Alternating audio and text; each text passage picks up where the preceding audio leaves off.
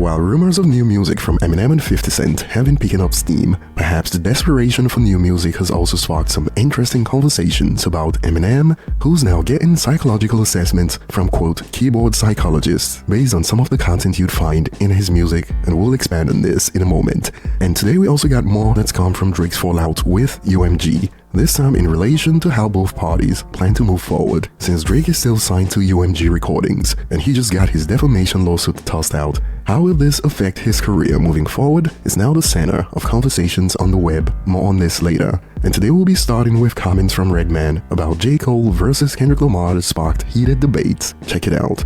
Y'all thought I was kidding when I said J. Cole casually spared Kendrick. I seen a couple of people apologize. Who was that apologized? I think J. Cole apologized to Kendrick, and I think that was a man of J. Cole to do. A lot of people was like, no man, that this is beef. Look, let's be very clear. J. Cole is dangerous with the bars. Dangerous. All right? But at the end of the day, he's a man, and I respect his character. Just like I respect Kendrick character, I respect Drake character. I respect all the characters. But J. Cole stood up and was like, you know what? I didn't mean it.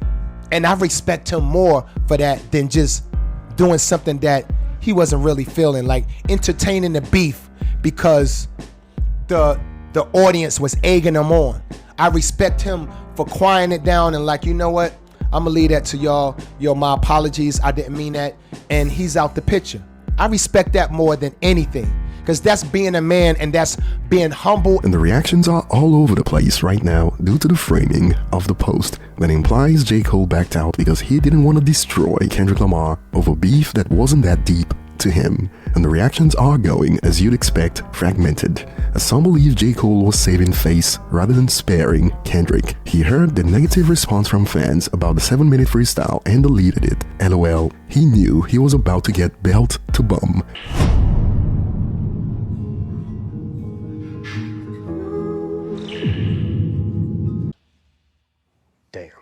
Now personally, I get where Redman is coming from, but J. Cole should have never dropped 7-minute drill to begin with if that was how he felt. That's the issue. If he didn't have it in his heart, the mistake was dropping 7-minute drill, and we can respect his decision to back out, but that mistake will leave a stain moving forward, and we can't pretend like it is not a horrible look, even if it was a respectable thing to do, especially from a mental health perspective. And some users expanded. I used to think that, but Dot didn't really shoot at him on like that for him to make a whole song about him and get into insulting his music. The then apology, cool, but he lost me when he doubles back on Port Antonio with the I woulda, coulda, and bring up bots, and some users weren't as respectful. Fake Rap Jesus. Fake Rap Jesus didn't want to be exposed, hence why he apologized. He has no intentions of ever engaging in any battles, just wants to claim a crown without being challenged, just throwing rocks and then hiding. But in J. Cole's corner, we got some takes that would have you like this meme. If that battle taught us anything, is that Kendrick doesn't have bars. J. Cole would have absolutely rinsed that guy out, and there wouldn't be any pedo or culture vulture angles Kendrick could have used to get the haters on his side. And as expected, based on what went down during the battle, this user has been surrounded, as we got takes like, if 7-minute drill taught us anything, it is that Cole isn't a battle rapper. He took an angle that could have been applied to himself, realized that, and then pulled it back before Kendrick could respond. What really happened is that he kicked it off wrong and cleaned it up. But what are your thoughts? Of course, Redman didn't explicitly imply that J. Cole would have rinsed Kendrick. That was just how the post was framed. And now we got some Drake fans who believe J. Cole did worse than just step away from the battle. If anything, J. Cole egged Drake on, then stepped out of the battle and deleted the diss, then left my goat to get flamed with Not Like Us. Loudly crying emojis, worst week of my freaking unemployed life, laughing emojis.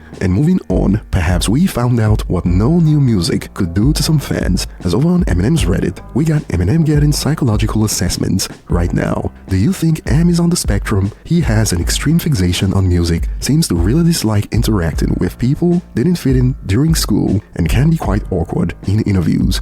Oh, and they kept going. I can't remember the exact interview, but I have it in my head that he fidgeted, avoided eye contact, and spoke awkwardly during one. He was bullied during high school for being scrawny, but was probably awkward as well. And I remember hearing him mention his mom screaming at him for not being a normal kid.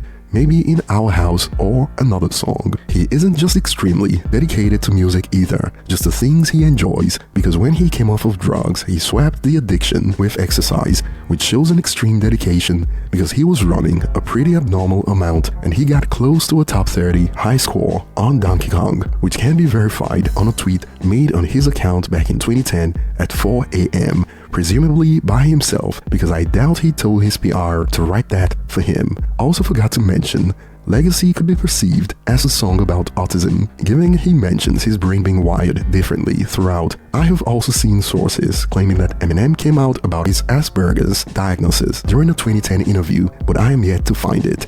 And we got some quote experts weigh in. I'm a teacher who works with students that are on the spectrum. The thing is, you never know and you really have to do the test in order to know. With other words, you cannot say someone is on the spectrum if you aren't a psychologist who had talks with him. If M is on the spectrum, then he is what we call a highly functional autist. He definitely fits the typical autistic person post-overdose, but he wasn't like this before the overdose, was very social and not awkward at all. I don't think his social awkwardness has anything to do with autism. It is more to do with trauma, although he could have both ADHD and autism, and that the autistic side of him manifested itself more after the overdose. And while some believe he's always been the same and that the drugs just masked who he was in his early days, some other quote experts have jumped in. Okay, now that I understand what your first sentence was supposed to be, I can respond to this. I too am actually a teacher, and I also work with kids on the spectrum.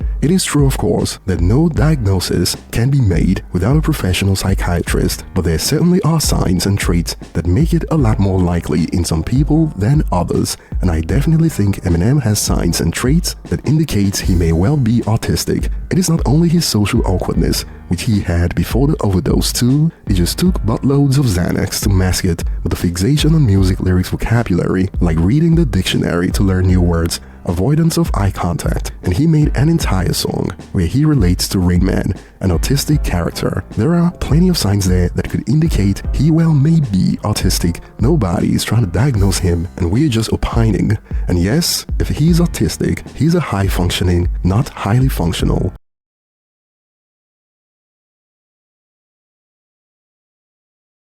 And on the note of drugs masking it in the early days, before we head to the next point, check this out. As someone who's autistic and smokes regularly, drugs mask a lot of autism symptoms, like social awkwardness, since it relieves the anxiety that comes with it. M has hinted at being autistic a few different times. Legacy, Wicked Ways, Heat, that was for a punchline, but it still counts, and possibly a few others. But what are your thoughts? It is just labels anyway. Everyone is on the spectrum in some way, for that matter. Shrugs and laughing emoji. And moving on to the next point, the debates are on relating to Drake's relationship with UMG moving forward after his lawsuit got tossed out, and this clip has sparked some interesting takes so far. If Drake comes out with a project in 6 months, if Universal could be like, suck my dick. I think if he wins, they might punish him. Yeah. I think if he lost, it's like I think they're gonna punish him. Oh no, you know that. How dare that's you? why the punishment is coming. How dare you? The punishment is coming. How dare you? We have not seen the punishment yet. I agree with everything that Ish said. Like,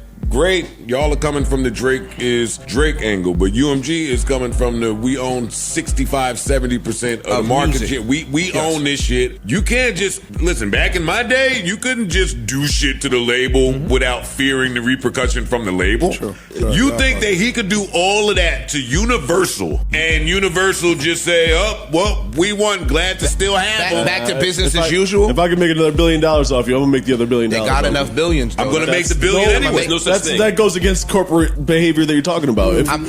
No one's like, oh, I got enough money in the corporate world, especially when there's stockholders at play. True. I'm getting the money regardless. I'm making the money regardless off of this guy. I'm making the money off of you. That's not true. So help me. Wait, hold up. How not so? Because you know this in music, you can't just put shit out on the internet. Yes, it will do well because it's Drake, but if you put more money into it and do all the games that they do that we've been accusing them of doing, that we know they do, they're gonna do that with any new Drake music that they deem is commercially commercially viable. Let me ask you a question then. Shoot. So why didn't they do that for the last year? What you mean? Drake has put out some songs that old Drake would have moved and they would have shot up the charts. Why didn't they do that the last year? If it's still, hold on, let me finish my question. Because it's still going to be profitable for them. It still would be in their best interest financially to push some of them songs that he put out. If he put some of them songs out 4 years ago, them shits would have went. I disagree, and we did see them do that with Nokia. Although that was a partnership or whatever it was with Warner, I guess, because it was a party song, but still. It might not have been them. They're going to teach him. I don't know. They gonna What's it look like, I though? Help still me want to understand know that what looks the like. reason. That's what I want to know. Like, why are we doing it? Even besides it being for revenge or whatever, is it what it was like? You want to show everybody else don't fuck with us in that way? Like, what is the reason? Yo, we're bigger than billionaires. I think it's just levels to life. And when you start trying to climb up certain ladders, them niggas gonna kick the fucking thread. Yo, get your dumb ass back down to where you belong. I disagree. So what does that look like? If Drake puts out an album in 6 months, what do they do with it? Do they not promote Nothing. it? Do they just not play the extra algorithm games? What do they do? When Let them Drake puts flop. out- If what y'all are saying is true, then throughout this case, they would have supported him. We've heard nothing but mad unreleased music that most people think is good from this Iceman shit. Even the Iceman shit kind of pops up and leaves. We have not seen any definitive evidence in the last year, I'm with Ish, that Universal is committed to spending on the future of Drake. And while on one end, some believe the fact that there is talk of a label, quote, punishing an artist proves what folks have been saying and thinking all along, but some have fight back with takes that imply that Drake was cool with it when other artists were getting, quote, punished on his behalf until it went against him. That talk has been around for decades, since the robbing of black music icons like D. Ellington, B. Holiday, Chuck Berry, Little Richard, etc. Drake, however, has amassed vast wealth and corporate label backing. He's sued because he thought the machine only worked for him. And that will be all for today, and I'll be looking forward to your thoughts in the comment section. Thanks for watching, and I will see you on the next one.